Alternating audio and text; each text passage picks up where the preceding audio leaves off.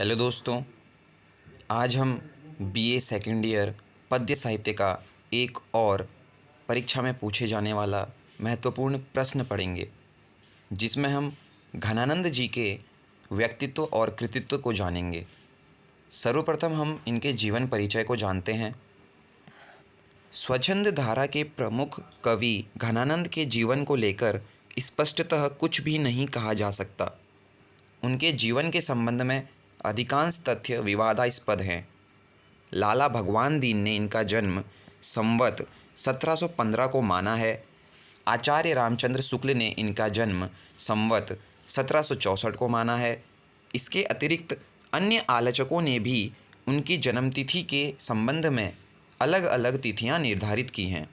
घनानंद की जन्मतिथि संबंधी विद्वानों के मतों की समीक्षा करने के बाद डॉक्टर मनोहर लाल गौड़ ने अपनी पुस्तक घनानंद और स्वच्छंद काव्यधारा में लिखा है, संवत 1730 में इनका जन्म मान लेने पर दीक्षा के समय 26 या 27 वर्ष के यह होते हैं, जो इनकी दीक्षा वृत्त को देखकर ठीक प्रतीत होता है। जन्मतिथि की तरह ही घनानंद के जन्म स्थान के बारे में भी मतभेद हैं, लेकिन वर्तमान में अधिक संख्या में विद्वान उनका जन्म दिल्ली के आसपास मानते हैं, लेकिन आज तक इसका कोई स्पष्ट प्रमाण नहीं है। यह भटनागर कायस्थ थे और दिल्ली छोड़कर बनारस चले गए थे। घनानंद के जीवन की सबसे प्रसिद्ध घटना के बारे में यहाँ उल्लेख करना आवश्यक है। घनानंद दिल्ली के बादशाह मोहम्मद शाह रंगीले के खास कलाम यानी प्राइवेट सेक्रेटरी थे।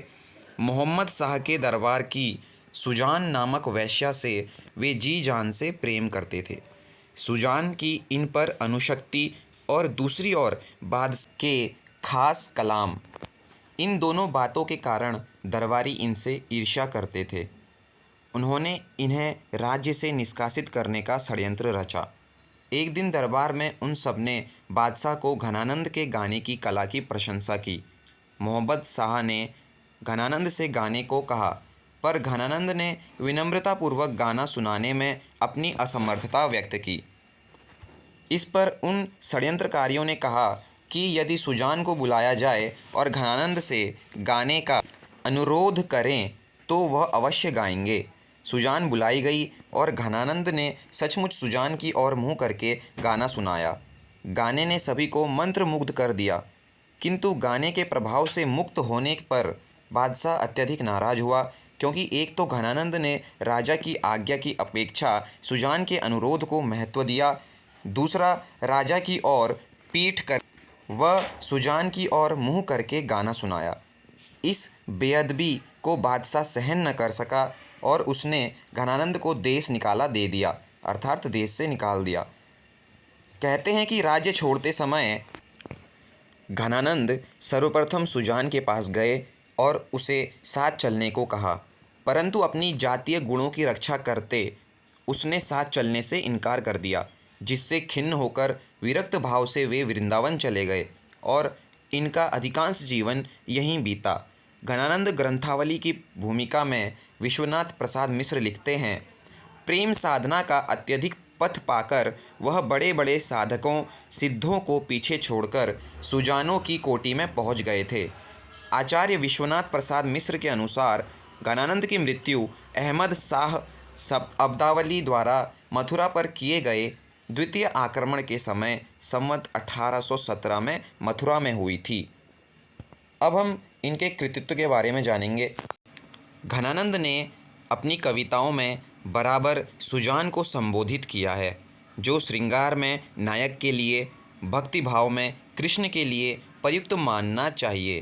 कहते हैं कि इन्हें अपनी पूर्व प्रेयसी सुजान का नाम इतना प्रिय था कि विरक्त होने पर भी इन्होंने उसे नहीं छोड़ा। लौकिक प्रेम की दीक्षा पाकर ही यह भागवत प्रेम में लीन हुए। इस प्रकार घनानंद जी महान प्रेम की पीड़ा देखे हुए थे। प्रेम पीड़ा उनकी स्वानुभूति थी। वे संयोग तथा वियोग की रीति को समझने वाले थे। वह अनेक भाषाओं के जानकार भी थे और ब्रजभाषा के तो वे पंडित ही थे। तो दोस्तों, आज हमने घनानंद के व्यक्तित्व और कृतित्व को जाना। आशा करता हूँ आपको वीडियो अच्छी लगी हो। एक लाइक अवश्य करें। धन्यवाद।